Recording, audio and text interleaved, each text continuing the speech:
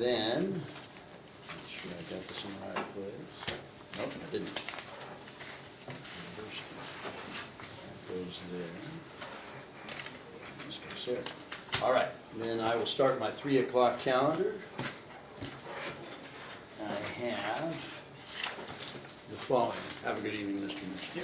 I have CP 23-135, Crystal Acey. Is Crystal Acey here? Is that you? You can come forward. You can have a seat there to my left and your right. Versus Larry Epic. Mr. Epic, you can come forward and have a seat to my right and your left. Commissioner, I would like to note that I had filed a motion for a new judicial officer to see this man. We'll address that. You can come forward. I'm respectfully asking to, my request is to reassign it before proceeding further, Commissioner. Okay. So I'll just explain that the affidavit of prejudice rule, and it's in RCW 3.34.1101B, indicates that an affidavit of prejudice needs to be filed before the judicial officer has made any discretionary decisions in the case.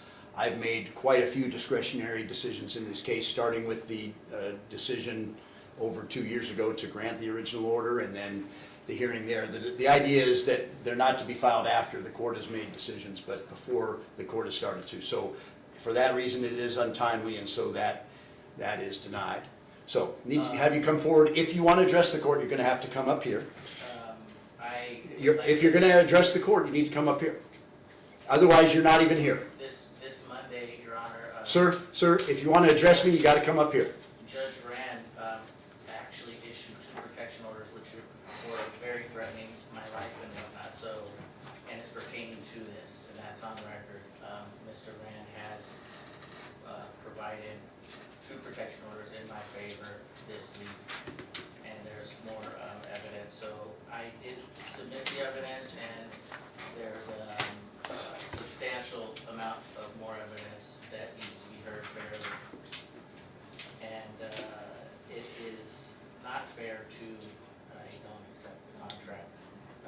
It's not a contract. You're being served with that order. It's not a contract. Now, here, let me just explain. Last time you wouldn't listen to any of the court's rules. Let me just explain.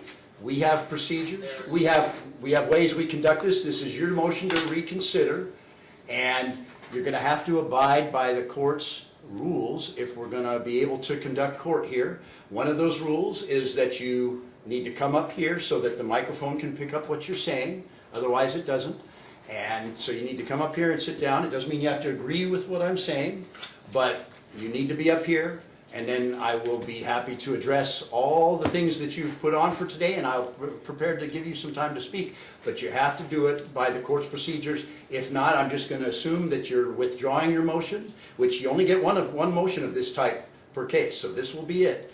If you want to be heard on your motion to reconsider, you can come forward now. If not, then court will be adjourned, and I will just fill out an order that denies your motion. So either come up here or we're done.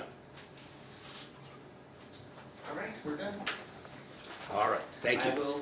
No, that's all you need to say. Have a good afternoon, and I'll note that the motion is denied. No, that's not what that was. You are served.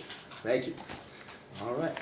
If you want to wait, I'll just note the motion to deny, and we'll be done.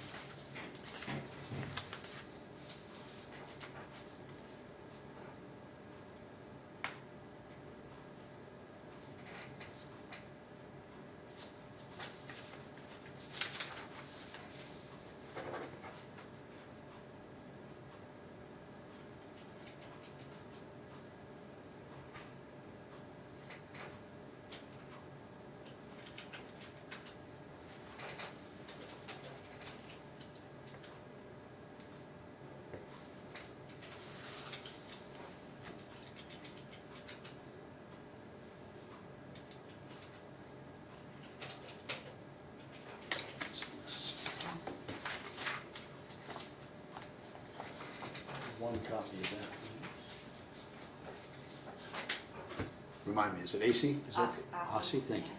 So, Ms. Ossie, he is permitted one motion to modify or vacate. He noted that on, he did file an affidavit that he wanted somebody else to hear it. As you might have heard me explain to him, there is such a thing, but that has to be done before the case starts, not after decisions have been made. So, what I'm getting to is the 5-year extension is still in effect, and he's just been served with that. I know he dismissed it upon being served, but that's service, and my clerk's going to fill out an affidavit that that's done. I think before I might have talked to you about making arrangements to have him served, but you don't need to worry about that anymore. That just happened, and that's valid even if he says something about not wishing to contract. That has nothing to do with the law in any state. So that part, if you were worried about it, I don't know if you were, but that's done. He's been served, and she'll send something over to the sheriff's office so to get in the database that he's been served with that. And so that's good for 5 years. The only other thing I would tell you is if, and I'm going to give you a copy of my ruling here today, which just explains that he was unwilling to participate in the hearings, and so his motion has been denied. His motion to terminate the order has been denied.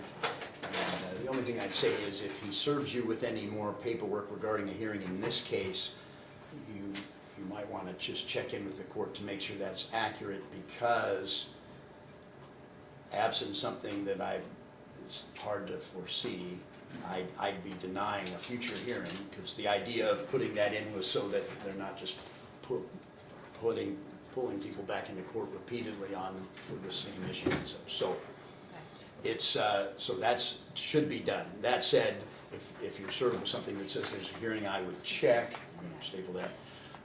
Do check in. I guess anything's possible, but it would take something that I don't anticipate before that could happen. I would have to, because of that. All right, with that, I'll give you a copy. That's just the order today. It explains why his motion to terminate has been denied and that he wouldn't participate. And any questions? No. Okay. Thank you. All right, have a good afternoon. Deputy, could you just escort her just maybe out to the courthouse doors and make sure, I don't know that Mr. Epic's lurking, but just in case. Thank you very much, and thank you for joining us, Deputy. All right.